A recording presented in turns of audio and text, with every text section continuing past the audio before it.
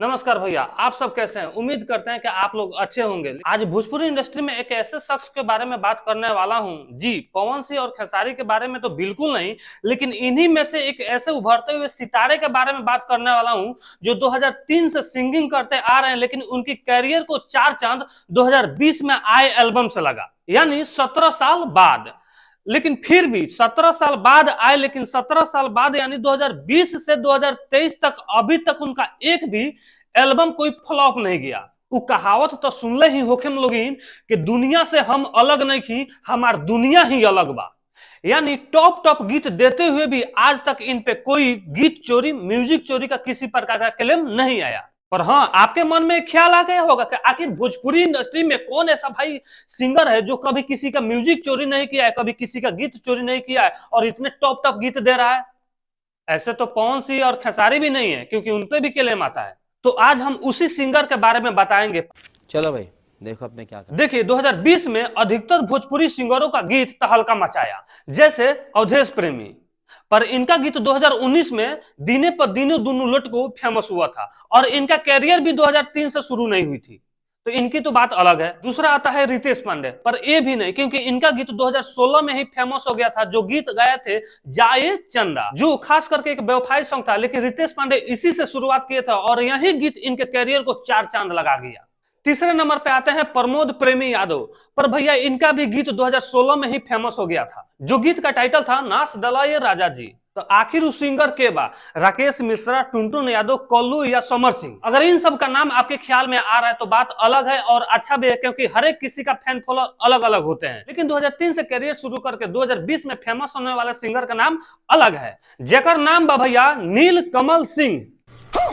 जी बिल्कुल चौंकला के बात नहीं है, कैसे इनकर ही कैरियर 2003 में आयल गीत पापा मौसी के लिहलन चुम्मा से शुरुआत भई रहे, जो रियलिटी शो जैसे कि डांस शो चलला वैसे ही सुर सरगराम शोर में ई गईले रहलन, लेकिन वहां से ही बाहर आ गई रहलन। यानी कहे का मतलब कि इनका परफॉर्मेंस जो रहा है अच्छा ना हो पाई, जेकर चलते ही बाहर आ गईलन, लेकिन तब भी हिम्मत ना हारलन। ऐसे तो यह जायज बात होता कि केहू भी हिम्मत ना हारी तो कहीं ना कहीं एक दिन छलांग अच्छा लगा पाई। क्या बात है सर, क्या बात है सर। पर वो समय से लेकर 2019 तक खास करके ज्यादा तो ना, लेकिन फिर भी बहुत ज्यादा गीत गईलन। लेकिन 2020 में आयल गीत लइका तोहरे के पापा कहता इनका के फेमस कर दिल और इनको कैरियर में चार चांद लगा दिलक। ये भोजपुरी इंडस्ट्री के पहला गीत रहल जो मात्र 1.5 महीना के अंदर में ही 400 मिलियन से ज्यादा भी व्यू गई रहे और भोजपुरी इंडस्ट्री में भी पहला गीत रह गई।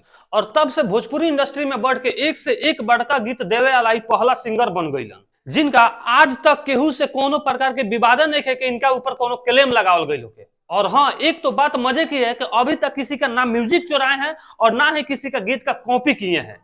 भले इनके गीत के कॉपी भोजपुरी इंडस्ट्री के कुछ बड़ा सिंगर भी कर चुकल बार, जैसे इनके गीत के कॉपी खेसारी लाल यादव भी कैले बारन, जौन गीत गैले रहलन मालवा के बेटा मामा मामा कहता। हाँ, एक बात तो बताना ही भूल गया कि अगर इनका लव गीत या हैट गीत, यानी कहने का मतलब व्यवसाय गीत आप सुनिएगा तो भैया क्या बताएं आपको। माँ सरस्वती ने कौन सा सुर दिया है कि पवन सिंह के बाद इन्हीं का नाम आता है व्यवसाय सॉन्ग्स को लेकर। और हाँ, एक बात और जाते जाते आपको बता दूं कि लड़का तोहरे के पापा का होता जो 2020 में आई रहा, बहुत ज्यादा फेमस भी भइल।